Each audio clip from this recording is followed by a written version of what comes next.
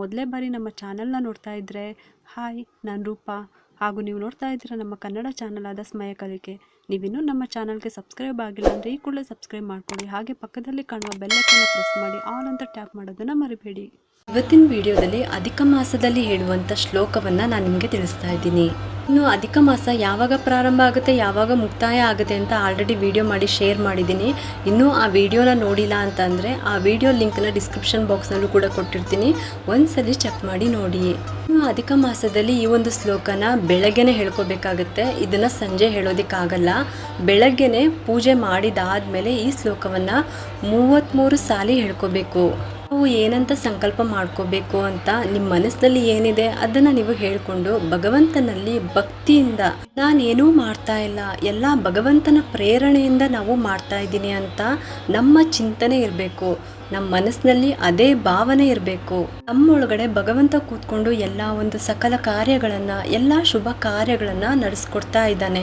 ಇದನ್ನು ನಾನು ಮಾಡ್ತಾ ಇದ್ದೀನಿ. ಇದೆಲ್ಲ ಕೂಡ ಭಗವಂತನ ಪ್ರೇರಣೆಯಿಂದ ಭಗವಂತನು ಇದ್ದು ಮಾಡಿಸ್ತಾ ಇರ್ತಾರೆ. ದಾನ, ಧರ್ಮ, ಪೂಜೆ, ಪುನಸ್ಕಾರ ಏನೇ ಮಾಡಿದ್ರು ಅಧಿಕ ಮಾಸದಲ್ಲಿ ಅದಕ್ಕೆ ಶ್ರೀ ಪುರುಷೋತ್ತಮ ನಾಮ ಭಗವಂತ ಇರ್ತಾರೆ. ಪುರುಷೋತ್ತಮ ರೂಪದಲ್ಲಿ ನಮ್ಮ ಎಲ್ಲ ಒಂದು ಸೇವೆಯನ್ನ ಭಗವಂತ ಸ್ವೀಕಾರ ಮಾಡ್ತಾರೆ. ಭಕ್ತಿಯಿಂದ ನಾವು ಮಾಡಿದಂತಹ ಸೇವೆಯನ್ನ ಭಗವಂತ ಪ್ರೀತಿಯಿಂದ ಸ್ವೀಕಾರ ಮಾಡ್ತಾರೆ ಅಂತ ಒಂದು ಪುರುಷೋತ್ತಮರಿಗೋಸ್ಕರ ನಾವು ಈ ಒಂದು ಸೇವೆನ ಮಾಡಬೇಕು. ಹಾಗೆ ಅಂತ ನಮ್ಮ ಮನಸ್ಸಿನಲ್ಲಿ ಅನುಸಂಧಾನ ಮಾಡಿಕೊಂಡು ಭಗವಂತನಲ್ಲಿ ಬೇಡ್ಕೊಂಡು ನಾವಾಗಿ ಮಾಡ್ತಾ ಇಲ್ಲ. ಇದು ಭಗವಂತನ ಪ್ರೇರಣೆಯಿಂದ ಭಗವಂತನೇ ಮಾಡಿಸ್ತಾ ಇರೋದು. ಒಂದು ಧರ್ಮ ಕಾರ್ಯ ಅಂತ ಅನ್ನೋದು ನಾವು ಈ ಒಂದು ಶ್ಲೋಕವನ್ನು ಪಾರಾಯಣ ಮಾಡೋದಕ್ಕೆ ಶುರು ಮಾಡಬೇಕು. ಜ್ಞಾನ, ಭಕ್ತಿ, ವೈರಾಗ್ಯವನ್ನು ಭಗವಂತನಲ್ಲಿ ಬೇಡ್ಕೊಂಡು ಹೆಚ್ಚು ಜ್ಞಾನ ಕೊಡು, ನಮಗೆ ಹೆಚ್ಚು ಸ್ತೋತ್ರ ಪಠನೆ ಮಾಡುವಂಥ ಜ್ಞಾನ ಕೊಡು. ಆಮೇಲೆ ಹೆಚ್ಚು ದಾನ ಧರ್ಮ ಮಾಡೋದಕ್ಕೆ ಶಕ್ತಿ ಕೊಡು, ನಮಗೆ ಭಕ್ತಿ ಕೊಡು ನಿನ್ನಲ್ಲಿ ಅಂತ ನಾವು ಭಗವಂತನಲ್ಲಿ ನಾವು ಭಕ್ತಿಯಿಂದ ಜ್ಞಾನ, ಭಕ್ತಿ, ವೈರಾಗ್ಯವನ್ನು ಬೇಡ್ತಾ ಮಾಡಬೇಕು. ಇನ್ನು ಈ ಶ್ಲೋಕ ಯಾವ ರೀತಿ ಇದೆ ಅಂತ ನೋಡೋಣ. ಇದನ್ನ ಬೆಳಗ್ಗೆನೆ ಹೇಳಬೇಕು. 33 ಸಾರಿ ಹೇಳ್ಕೋಬೇಕು. ತುಂಬಾನೇ ಚಿಕ್ಕ ಶ್ಲೋಕನೇ, ಬರೀ 2 ಸಾಲು ಇರೋವಂಥದ್ದು. 33 ಸಾರಿ ಹೇಳ್ಕೋಬೇಕು. ಯಾರಾದರೂ ನೀವು ಕೃಷ್ಣನಿಗೆ 33 ಪಾರಿಜಾತವನ್ನು ಹೇರಿಸ್ತಾ ಇದ್ದೀನಿ ಅಂತ ಅನ್ನೋರು ಅಧಿಕ ಮಾಸದಲ್ಲಿ ಅಂತ ಅಂದರೆ ಈ ಒಂದು ಶ್ಲೋಕನ ನೀವು ಹೇಳ್ಕೊಂಡು 33 ಸಂಖ್ಯೆಯಲ್ಲಿ ಪಾರಿಜಾತವನ್ನು ಭಗವಂತನಿಗೆ ಅರ್ಪಣೆಯನ್ನು ಮಾಡುವಂಥದ್ದು. ಕೆಲವರಿಗೆ ಪಾರಿಜಾತ ಸಿಗೋದಿಲ್ಲ ಅಂಥವರು ಈ ಮಲ್ಲಿಗೆ ಹೂವನ್ನು ತಂದಿಟ್ಕೊಳ್ಬೋದು.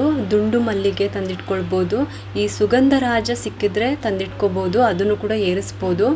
ಆಮೇಲೆ ಸಂಪಿಗೆ ಹೂವು ಸಿಕ್ಕಿದ್ರೂ ಕೂಡ ತಂದ್ಬಿಟ್ಟು ಏರಿಸ್ಬಿಟ್ಟು 33 ಸಂಖ್ಯೆಯಲ್ಲಿ ಏರಿಸ್ಬೋದು.